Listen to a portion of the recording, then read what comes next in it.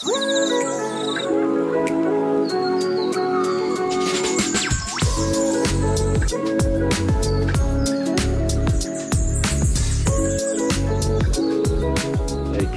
still involved there, doing the wild harvest and stuff like that. But all of the value add is being done in capital cities like Perth, Melbourne, whatever. Yeah, like these communities are spending weeks or months at a time out, their whole families out there harvesting, carting, 20 kilo bags across the countryside back to the depot, and getting sort of peanuts for it, and then someone with a fancy label in the city powders it and sells it for a fortune.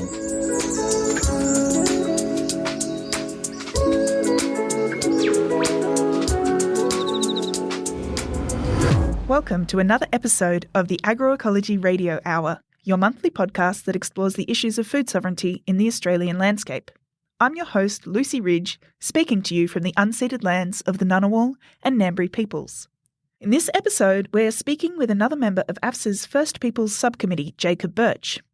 We had a really great chat with Jacob, but unfortunately we had just a few technical difficulties which cut our conversation short.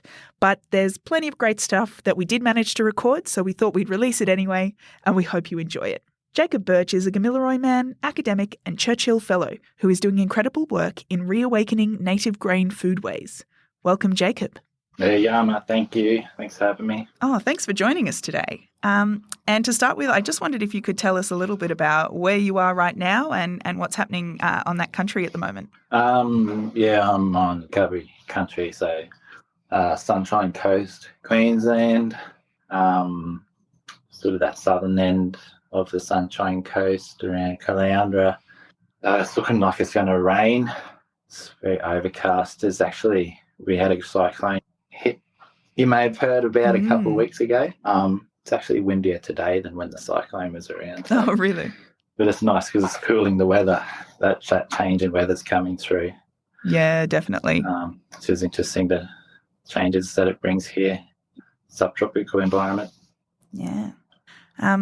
So to start off, I wanted to ask about the beginning of your journey and how you developed your interest in native grains and Indigenous foodways. What led you down this path? And can you talk a bit about the grain economies, especially of the Gamilaraay people? I guess, how far do you want to go back with this stuff too? I feel like all people come from a connection to the land, working the land, whether it was our parents or our great-grandparents or our distant ancestors. We've all sort of had our hands in the soil, been deeply sort of connected into the landscape, and it doesn't matter where you come from, whether you're Indigenous or Anglo or from any other part of the world, we've all sort of been involved in that practice. So I think it's just something that's inherently within all people. Yeah, having parents interested in not farming. We didn't have land. We weren't farmers. My family were working in agriculture, but yeah, just that passion for gardening and being outside and that kind of stuff. And then I think the real shift sort of came when I travelled overseas. I actually sort of wrote about this little journey in an essay that will be coming out in a book. It's an essay and part of a bigger book. Went through sort of Europe, got really interested in permaculture over there. So I hadn't really heard that word in Australia before. Went to London to do that typical kind of London thing, and we lasted 2 weeks. Got sick of it. Yeah. It was super expensive and a little bit boring. But in that, being there, came across permaculture. I think it was in a laundromat one day, and there was a flyer for a permaculture festival or something. And yeah, I ended up volunteering for a week at this permaculture festival.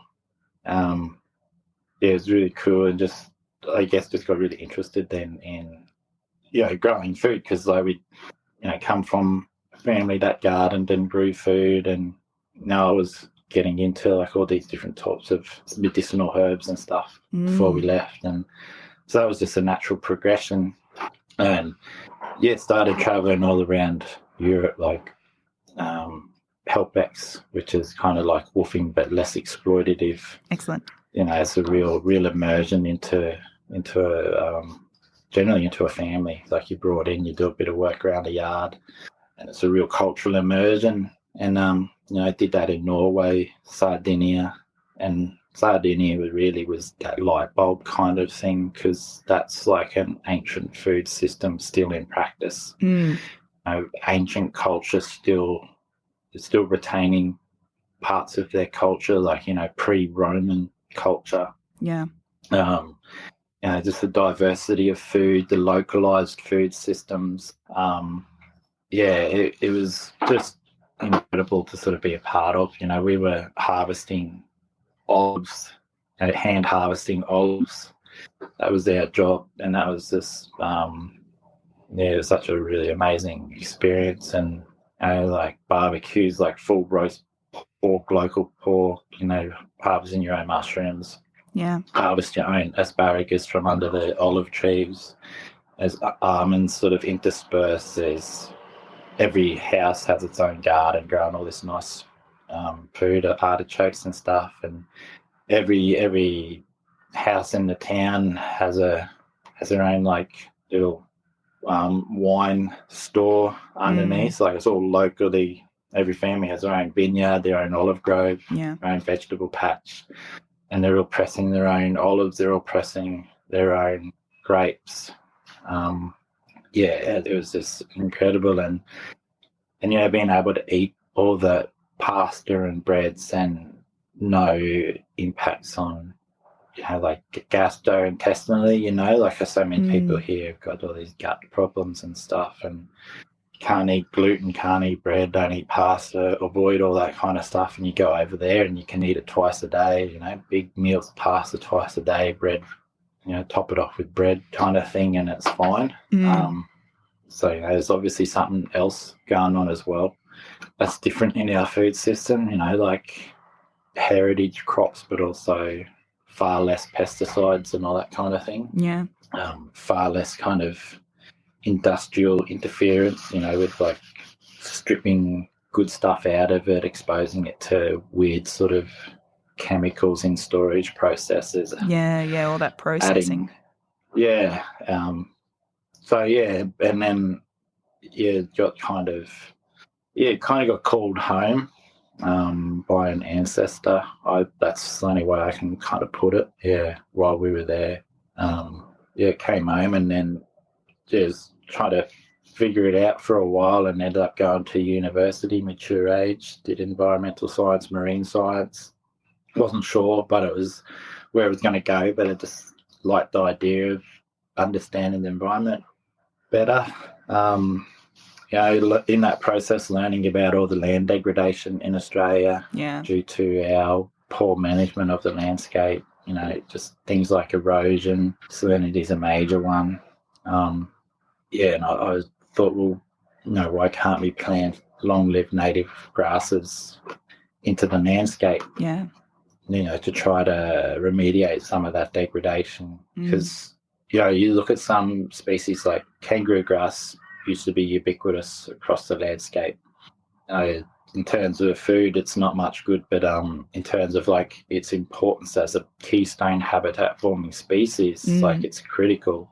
It's so important for the landscape, for all these different ecosystem functions and services. And you get it in like the salty environments. You can find it in headlands and sand dunes right on the coast. So it's obviously adapted to salt. So it's like you've got this ketone habitat forming species and you've got salinity affected land. Why not put these native salt tolerant grasses back into the soil and remediate it, and you can graze cattle on it, all that good stuff. Totally. And it's benefiting biodiversity.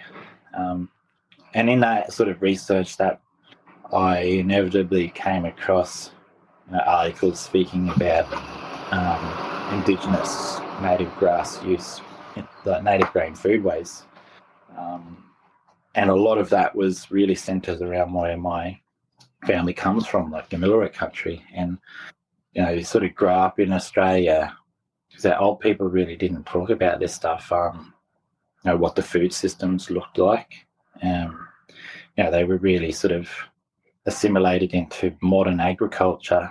Since the 1830s, they've been assimilated into that as boundary riders and station hands and domestic servants and all that kind of stuff. Even myself, like my experience being on the land with our old people and elders and peers was cotton chipping. Yeah, wow. It wasn't out there sort of walking country with harvesting foods. It was working on these massive, endless fields of cotton, walking through the cotton, getting crop dusters spraying you with pesticide while you're out there, seeing like these vast man-made lakes full of all the water they'd siphoned out of the rivers. That was what we sort of grew up with as being normal. So, to sort of start learning about this alternative version that had been happening, these native grain food systems, and I asked elders in my family, and they confirmed, like really nonchalant, of course we did that. I guess like I was sort of hooked on it then because you had something that was going to remediate the landscape. It was habitat forming, like all these native grasses. Where we got so many in all different sort of ecosystems, bioregions, and they're all sort of habitat forming species. They're keystone species in the habitat. So look at native rice, for example, up north. It's in the wetlands. You get dry land native rice as well. But, in those wetland ecosystems, your native rice is like your keystone species because it forms that habitat for the wetland birds to build their nests in. The food is food for the birds, so they get, really fat and healthy on the native rice. And so they put all that weight on in that good time. Without it, they would perish during the hard periods. They put on all this good weight. The babies get nice and healthy, but then you've also got like the water rats eating the rice, and it goes up through the food chain. And it's actually, if the rice wasn't there, the key is that top predator, your crocodile wouldn't be there because the crocodile are eating all the animals that are eating the rice. So you take away the rice, you lose the crocodile. Wow. And human beings as well, we're harvesting that rice. So, but I was just like, it's good for the landscape, it's good for the environment. We're trying to figure out how do we farm in a changing climate, or all these questions that they're asking around, like how do we grow the ag industry. Like that cultural connection was really what got me passionate about it. And I wanted to ask as well, because, you sort of said you went back and you did this university degree and you've done quite a bit of academic study now, right? You did your environmental science, marine science, your Bachelor of Science with honours, you're now a PhD candidate. But, I wondered, how did you square the two different worlds, right? That sort of world of Western academia and then all this Indigenous knowledge that you're talking about, Was it difficult for you to kind of marry up those two different worlds? Yeah, it's always been a struggle being in academia. When I started. So, like that little research during the undergrad led into the honours project, and that was looking at nutritional quality of 7 native species. So I picked a species from every major bioregion in Australia, so that no matter where you were, you were represented. I was sort of speaking to a plant that would be found in your ecosystem. Doing that sort of nutritional work in a lab felt very sort of separate from where I wanted to be with this work, which was taking leadership and guidance from elders and community. And working in a lab just feels very separated from that. And totally. You sort of, and this is a lot of research is really just done without any accountability to anybody. Mm-hmm. You know, you can just do this stuff in a laboratory, or you can sit in the ivory tower and talk about things, and have no accountability to how that research may actually impact people on the ground. Mm. But yeah, I was really keen to know how my work could help support like further development of this opportunity. So yeah, I actually ended up doing like a bit of a multidisciplinary project. So, you know, you're in the lab doing that hard sort of quantitative science. And then COVID hit, and I live in Queensland. The labs are in New South Wales. I couldn't get to New South Wales because of the borders shutting. So it was like a really perfect opportunity for me to say, I'm going to pivot, and I want to use this opportunity to yarn with my elders and people in our community about, you know, this work.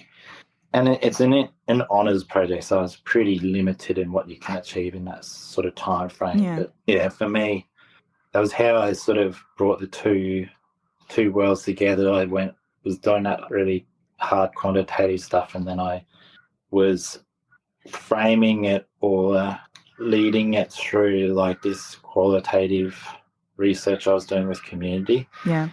And so that meant like when I actually came to reporting the results of the nutritional research, which is still to date the most comprehensive nutritional research you can find anywhere. Yeah, wow.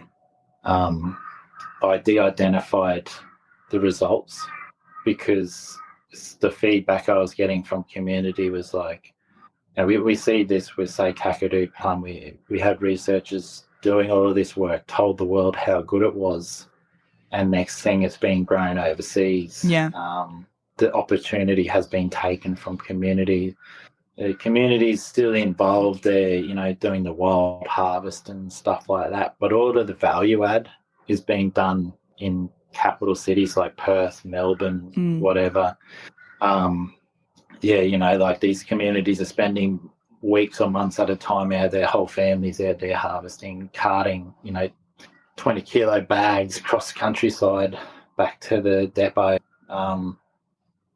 and getting sort of peanuts for it, and then you know, someone with a fancy label in the city powders it and sells it for a fortune. Yeah. And, you know, like does a bit of sort of tells everybody how good they are about Indigenous engagement. I'm not picking on anyone in particular. They probably all do it, to be honest. Yeah, yeah. You know, if you really want to be genuine in this space, you'd be working to make sure that that processing was in community as an opportunity for community. Yeah. You know, not just sort of keeping them as the wild harvesters so you can sort of claim that little sort of black tokenism. Yeah, totally. And I feel like this sort of leads us into Yaamarra and Yarral and your work with the Gamilaraay Food Sovereignty Working Group. So I wondered if you could sort of talk a little bit about what that organisation does and looking to do the value add and bring local communities into the whole process. Yeah. So Yaamarra and Yarral, at the time we had one of our really significant species was being grown on Gamilaraay country by farmers, not Indigenous farmers, but we had really good relationship with them, and they really got it. They got the vision, and they were really sort of aligning with a lot of values around creating localised opportunities and a localised food system, and because they were one of those intergenerational families, so, you know, it's a lot, 4,000 hectares or acres, but out there it's sort of nothing. Like there's hundreds of families, each with these little 4,000 acre properties, and these communities out west, you know, Gamilaraay country, particularly the northern part around the border of New South Wales and Queensland, very, very vibrant places because you had so many families in there. You know, even like my mum remembers just how vibrant and diverse these communities were.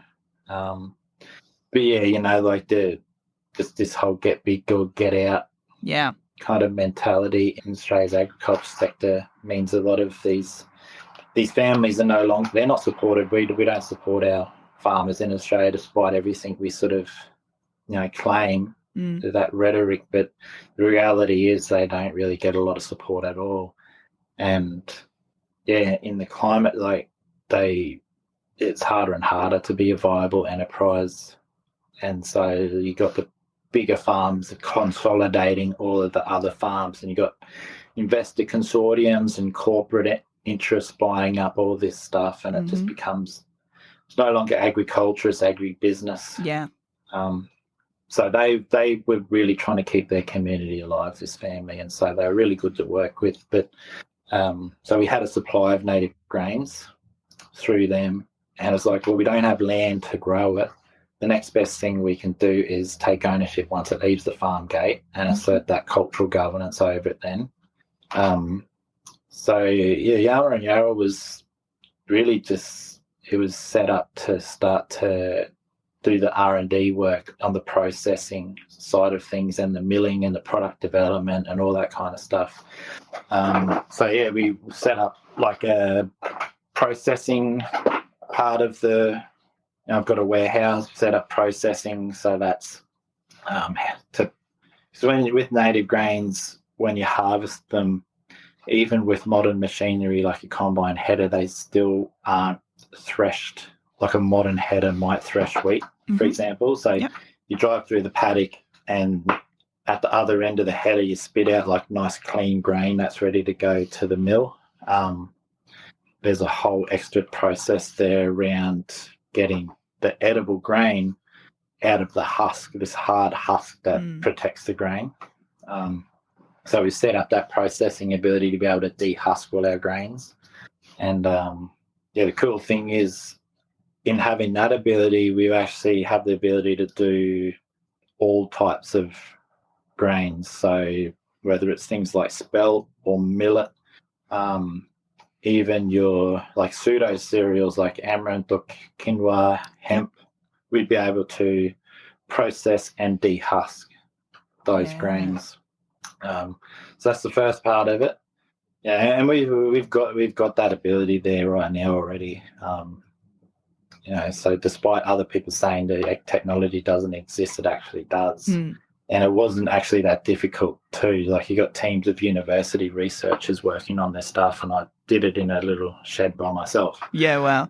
So then once we've milled, once we process the grain, then we've got stone mills there to mill it into flour. So again, like, using stone mills is about maintaining an element of that cultural integrity where stones have always been used to mill grains into flour by cultures around the world. And that's a really important thing for a bunch of reasons, but most importantly, it's about that health outcome. Yeah. So you mill grain in a stone mill, you're retaining all of that good nutrition. You have to treat stone milled flour like fresh fruit and veggies, because it's still a living product. Then when you mill it, it's still alive, and you actually have to treat it like a fresh product once you've milled the grain. So the grain can sit there for years, but once you mill it and expose all of those elements to air, it actually starts to degrade. So you have to, it's like fresh fruit and veggies, which is why the system sort of went the other way and created shelf-stable flour, because it's about commodity. You can, and I guess it was necessity too when they were opening up, like colonising the interior. You only have one pack horse of supplies going out into the bush once a year, so they got to have shelf-stable flour. But it's not good for people's health. No. People really don't think about flour as a living thing or as a fresh product. We're just so used to that, dead bag of white dust, really, But when it's treated right, it's so full of nutrients and of life. Yeah, there's a real stigma around grain, especially wheat. And I think that's a really big part of it, is the way we've stripped the nutrients out of it. And I guess also we've bred it for a whole bunch of other things. We've bred it for yield, we've bred it for being more resilient in our climate, but we've never bred it to be better for people. So every time we breed it, we lose a little bit of nutrition, or we favour something like the gluten proteins to increase. And then we cover it in all sorts of dangerous pesticides, and then we eat it. Yeah, so we got the processing, we've got the mills, and then, looking at what do we do with it then? Ideally for me is being able to sell that into the local food system. Yeah.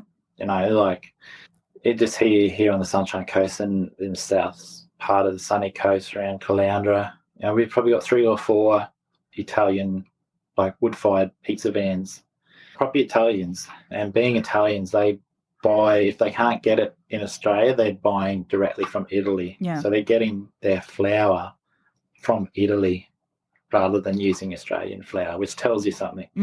But that isn't super sustainable, but it's also, like you want to support your local food system and local sort of food culture. And like, we're a real hybrid now in Australia of all sorts of different cultures and foods. So that's for me would be like ideal is, like working with local artisans and food businesses. Yeah. To see how we can sort of develop a product that's going to suit their needs. Yeah, but then with the natives, it's sort of been a bit of a journey, like trying to figure out what we do. And recently was over in North America on Churchill Fellowship you mentioned earlier in the show. I absolutely want to hear all about it. It sounds like it was an incredible experience. Yeah, and I guess it's a good segue into it. And it's hard to try to keep everything linear because it all is so interconnected. Yeah, totally. And I'll talk about the Churchill and circle back to what I'm doing with the natives. But yes, please. So we went in August last year, so August 2024. Spent 3 months travelling around Canada and the United States, just sort of connecting into the Indigenous food sovereignty movement over there. Mostly interested in what they're doing with their grains. Mm-hmm. So when we think of grains, we think of wheat, barley, rice, but also corn. Corn is a grain. They're just grasses. They're all these species are just grasses. So corn's a grass. Corn is incredibly significant throughout the Americas, and then for the Anishinaabe peoples, the Ojibwe, Chippewa, they got the wild rice, monoman, which is incredibly significant for them. And so I was just connecting in all over the place, but trying to focus on what other people are doing with their unique cereals and grains. And it's really, really inspiring to see what some of these native nations are doing over there, particularly in the USA. Canada's probably more on par with us. Even though they've got treaty, a lot of the treaty rights aren't honoured, and still a lot of that disparity, systemic racism, all that kind of stuff. Yeah. Not a lot of land rights either. Some communities are doing better than others, but where I was in the far north of British Columbia, it was like a mission in Australia. Their conditions similar to us and similar experiences, and talking to people there is everything they were saying. I was I get it 100%. That's exactly the same experiences back in Australia. So Australia and Canada are very similar. Settler, colonial, and Indigenous experience. Yeah. And perspectives, and realities. Whereas USA is a bit different, where it's they've got treaty and the reservations, which has given them a level of self-determination. Yeah. And when they're given that ability to self-govern their own affairs, that's when that fundamental, those paradigm shifts occur. It's that self-governance over your own affairs. And that was so many, we just don't have heaps of time, like I don't want to spend all day talking about, so I'll sort of talk about the most inspiring one was the Oneida Nation. The Oneida originally from New York, and they got treaty land in Wisconsin. Mm-hmm. So a lot of the tribe moved to Wisconsin, and a lot of the Oneida remain in New York, but yeah, the ones in Wisconsin are the ones they're 30 years ahead of us. Yeah, wow. And 30 years ago, 1994, they were where we were. So back in 1994, us and them, we were on par. And because they had that level of governance, they were able to come together and say, we need to do something about this. We need to create economic opportunity for our people. We need to get our people healthy, and we need to do a whole bunch of work educating and empowering people. And yeah, they made a strategic plan, like they set a vision for themselves and they started getting to work on it.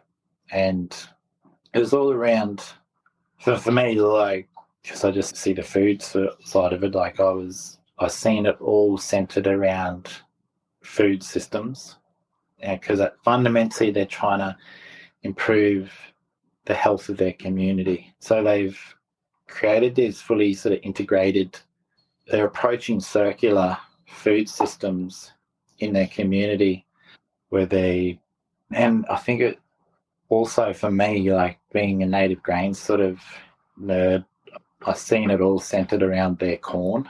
So the Oneida had this white corn, incredibly sort of nutritious and special to them. But like our native grains, it's super difficult to process. Like it'll never be commercial. That's why they've done all this plant breeding on corn, is that that's all uniform now. They can harvest it and all this kind of stuff, process it easily and do whatever they do with it. Most corn actually doesn't even end up in the food system. It does other things. But the Oneida white corn, it's incredibly nutritious for a human. Like it's 30% protein or something. Wow. It's like the corn you get now is like 4% protein. So it's fundamentally two different things nutritionally. It's hard you have to hand harvest it, you have to hand process it. There's all these extra steps, but they were determined to bring that back and develop these healthy food systems that were about feeding their people healthy food. And so they've only got 23,000 acres. So their reservation is about 60,000 acres, but it's not all one sort of contiguous parcel of land. It's all broken up because, dodgy stuff got pushed through the American government during the years, and it allowed people to sell off land. So if you've got people in poverty and they can make a bit of money by selling their parcel of land, then, sometimes they have no option. And so they've lost 2/3 of their land, but they're slowly buying it back. But even on that 23,000 acres, which, that grand scheme of things, looking out, like I was saying, out west 4,000 acres for one family, the Oneida on 23,000 acres have like a 600 herd of Black Angus cattle. 500, about, is it 600 or 6,000 acres of crops. They have 4,500 apple and pear trees in an orchard. They have pasture-raised eggs. They have grass-fed beef. They have multiple farms. They have like a collective of farmers growing their white corn. They have 3 bison herds, so they have about 120 bison. Wow. Sell any of that bison feeds their own people. Yeah. All this kind of stuff. And in doing all of this, they've generated all of these economic opportunities around a localized food system. Yeah. And they've been able to give confidence to local entrepreneurs by saying, yes, as a tribe, we will buy X amount of food off you every week forever.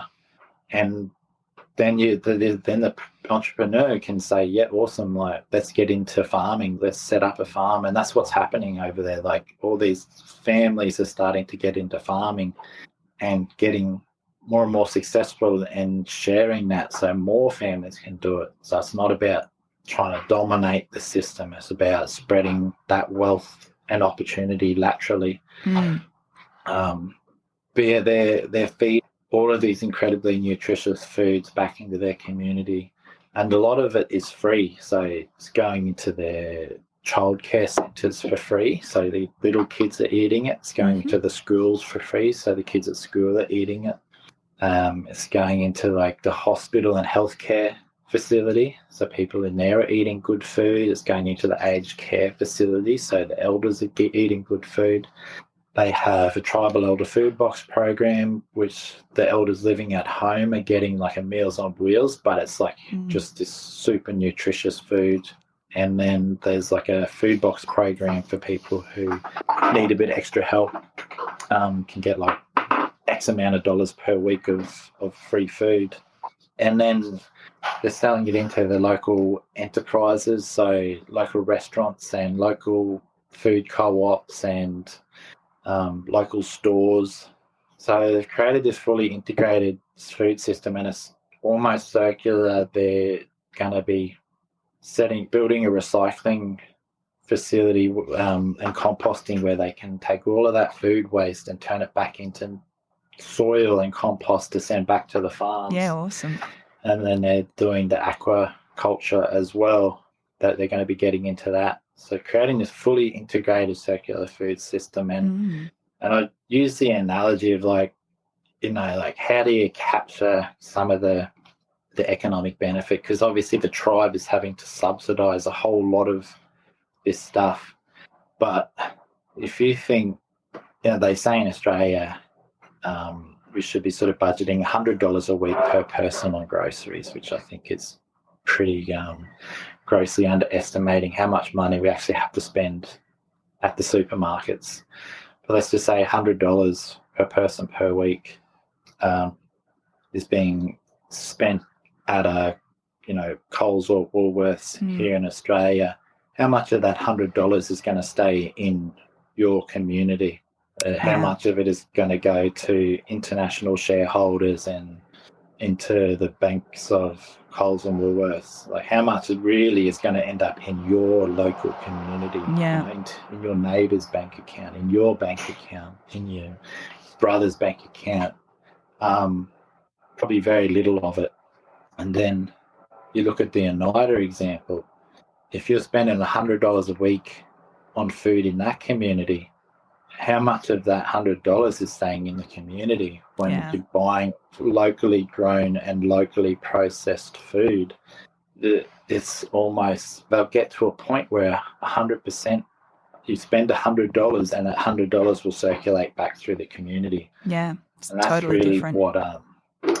That's what I would love to see here. And I think like that's what we want to pioneer in our Indigenous communities. I think I feel that's the best place to pioneer this work. But yeah, in that trip, circling back to that previous question, you know, seeing what the Oneida are doing, seeing what other examples like Tea Creek, our friends in Canada, they grow like 20,000 pounds of organic heritage farm fresh fruit and vegetables each year. You know, like they've brought back a whole bunch of like heritage varieties of potato that grew up there, and we're talking 14 hours north of Vancouver, and they had potatoes up there which originated in like Peru or something. So also speaks to like the trade that was happening. But they're growing all this healthy food,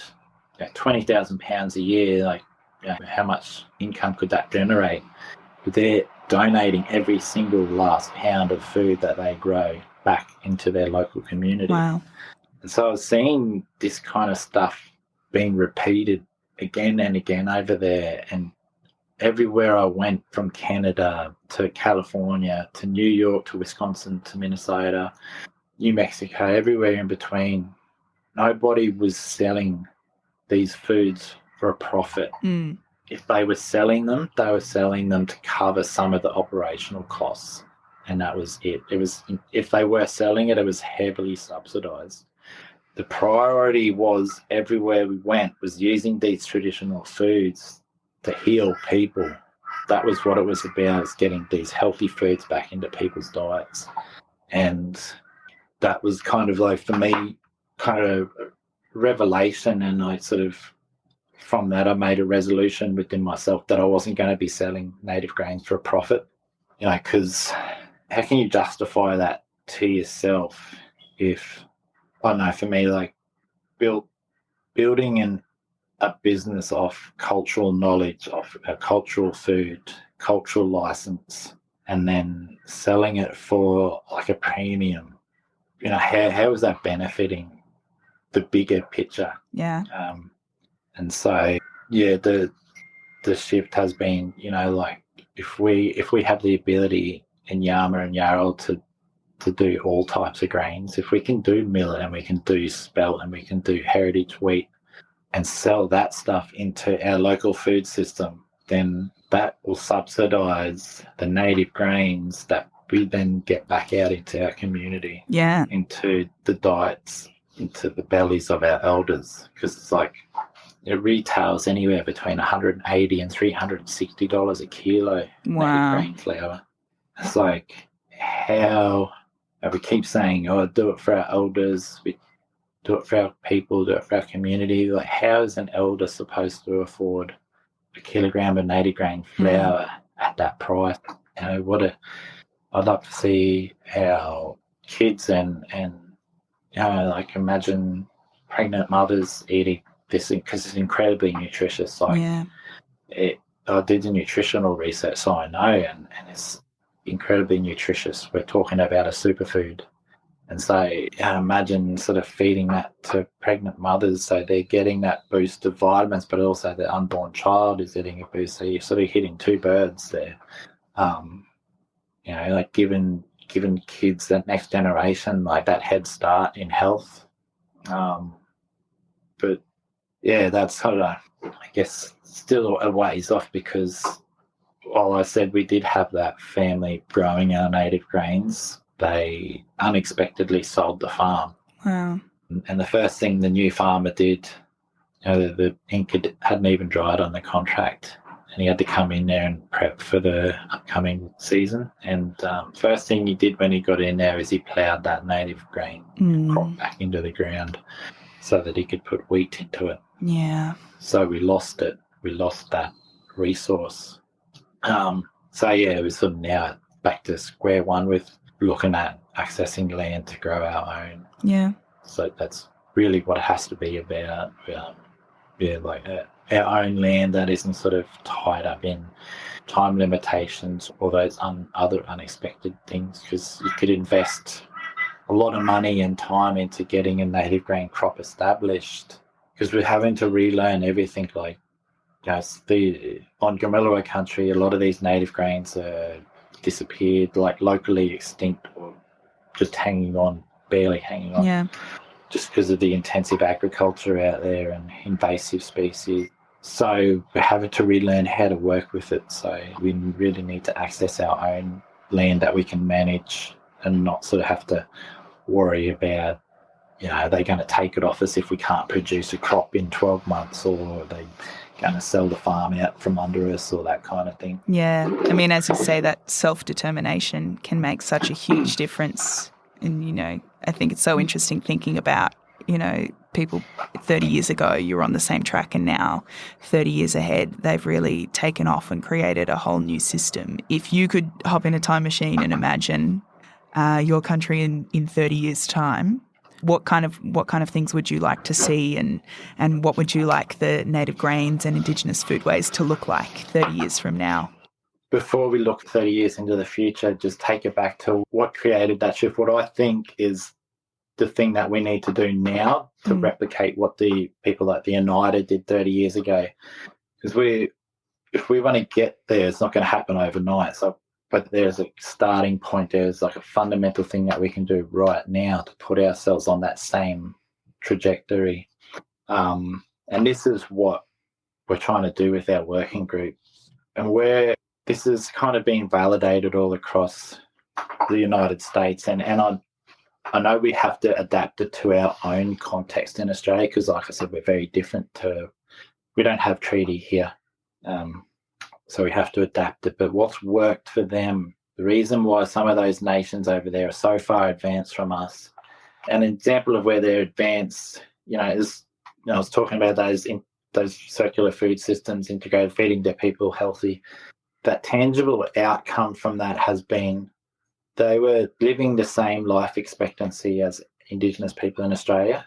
And in doing all that work, their life expectancy is now, it's not just in par with the rest of America, they are now living longer than the American national average. Wow. Some of these native nations. So that's the kind of impact this work can have. So you're not just bringing your life expectancy up to be in par, you're actually living longer because you're doing something right. So where it all began, and this work got validated by Harvard University, it's now being taken up by the University of Arizona, and it's all around nation building. So it's setting that really strong, strategic, sustainable, purpose-driven Indigenous governance, people collectivising, which is what we're doing with our working group, setting a strategic direction for us. The native grains industry development is that strategic kind of direction for us. Now, we don't have treaty, we don't have self-governance, we don't have access to government sort of income streams or grants, because very, very few grants actually support this kind of work. But for us, this is our way, is using that native grains industry as a way of setting that really strong strategic self-governance around an opportunity and using that as a doorway into the bigger sort of food and agriculture sector. Yeah. So that's what set them on a different trajectory to us, is that governance. And yeah, so that's what we're trying to achieve. And I guess sort of looking 30 years from now, the communities, say, on Gamilaraay country are dying off, where they, like I was saying before, where they used to be vibrant and diverse. Where my sort of mum went to school, maybe at its peak there might have been 300 kids. Yeah. Now there's 10 kids at that school. It's the same sort of story all around there. A lot of the opportunities I guess only intermittent or seasonal. So, seasonal cotton work, for example. Yeah. And at least they used to employ a lot of locals for a lot of that stuff, but now it's a lot of transient workers. A lot of farms getting foreign workers because they can exploit them a little bit easier. Yeah, I was going to say, and not treating them very well. Yeah, pay them less and all that kind of stuff. And they probably get a government sort of kickback from it as well. I don't know what the situation is, but yeah. So for me, like looking 30 years into the future, like instead of driving down the highway and seeing like bare fields and the same sort of monoculture stretching to the horizon, or I'd see these really diverse native grasslands. You can sort of walk into a paddock of, say, Gamilaraay, and if within 1 square metre you might find like 30 different species of grasses, herbs, forbs. You got the emus in there, you got the plains turkey, you got kangaroo. Your rivers might be running clear again. Yeah. Our rivers used to run clear, now they're all silted up and just dirty brown all the time. Clear rivers with ducks nesting on the edge in the reeds and insects flying across the surface of the water. You don't see that kind of stuff anymore. And I'd like to see people out there, harvesting again. We're not going to feed the world hand harvesting, but it's that practice of being out there and experiencing that kind of thing and coming back and processing that and cooking that and building an entire meal out of food from that place, and being able to invite people out into that experience, from all walks of life. I would see like localized food systems. You could have one of those 4,000 acre properties, and you could be doing so much on that one piece of land. You could have your crops of native grains. You could have a sustainable forestry. We have termite-resistant timber out there. You could be supplying the timber that is building the houses in our local community. I would see crops of, other types of cereals. So, like I said, we can't expect, not in 30 years to, because I'm expecting we're not going to get the funding, but also I like to maintain the diversity in the food system and the resiliency of it. So I would see not just native grains, I would see our native grains complemented by other types of grains, like heritage wheat and spelt. And I would see that stuff being processed in the community. And I would see local community mills, and I would see local bakeries, baking bread out of locally grown cereals, imagine a blend of 1 to 5 native grain bread. And you could have like your sweet pastries with native, like your quandongs that we get out there, native quandongs, and your savoury stuff with your river mints and that kind of thing on imagine a pizza.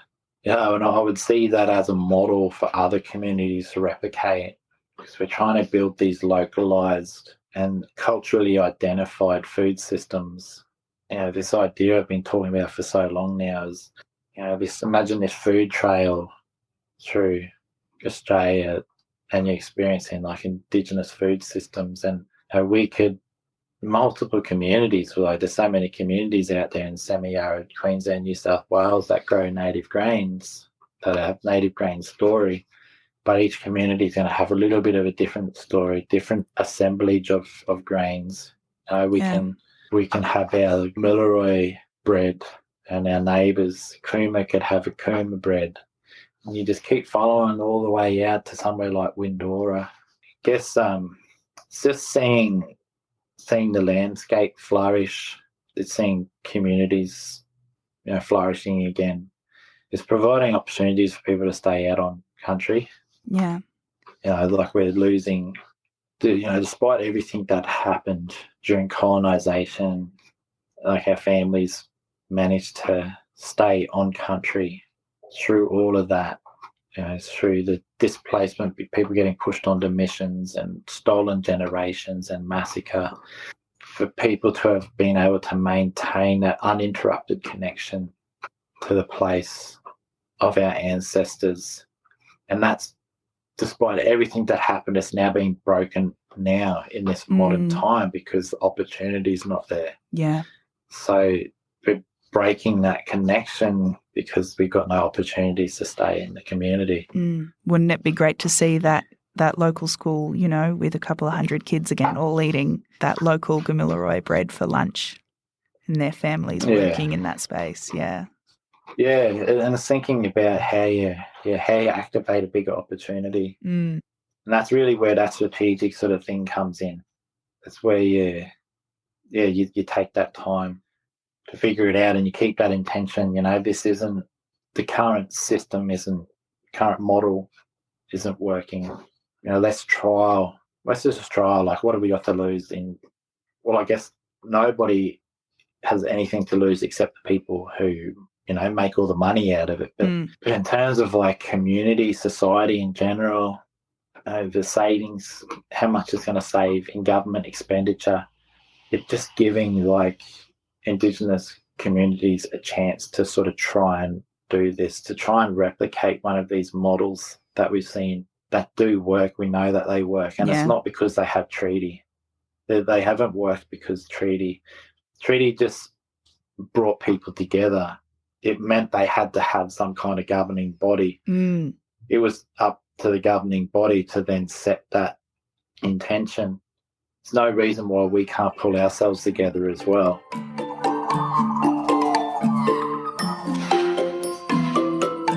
Thank you for listening to this episode of the Agroecology Radio Hour. If you'd like to support AFSA's work, please head to our website, afsa.org.au, where you can become a member, or follow the Australian Food Sovereignty Alliance on social media.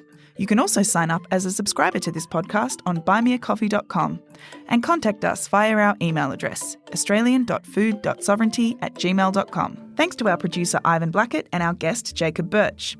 We'll put relevant links in the show notes if you'd like to know more about Jacob's work with Yaamarra and Yarral and his Churchill Fellowship and other work in the native grains space. And of course, please share this podcast with your networks to help grow the food sovereignty movement in Australia and beyond. Viva!